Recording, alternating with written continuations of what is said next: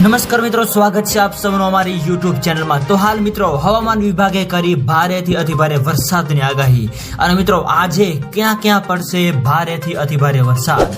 તો મિત્રો વરસાદ તેમજ વાવાઝોડાને લગતી તમામ નવી અપડેટ માટે અમારી ચેનલની અંદર જે પણ મિત્રો નવા છે સબસ્ક્રાઇબ નથી કરી તો સબસ્ક્રાઇબ કરી લેજો અને મિત્રો વિડીયો ગમે તો વિડીયોને લાઈક કરો, શેર કરો અને કમેન્ટ કરો।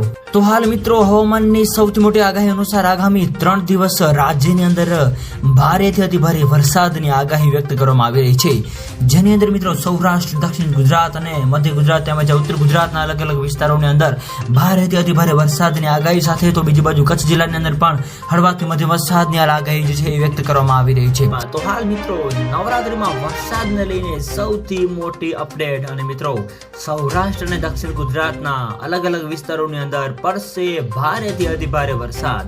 તો મિત્રો વરસાદ તેમજ વાવાઝોડાને લગતી તમામ નવી અપડેટ માટે તેમજ ગુજરાતના દરેક સમાચાર જાણવા માટે અમારી ચેનલને સબસ્ક્રાઇબ નથી કરી તો સબસ્ક્રાઇબ કરી લેજો અને મિત્રો આવો સાથ અને સહકાર પણ આપતા રહેજો।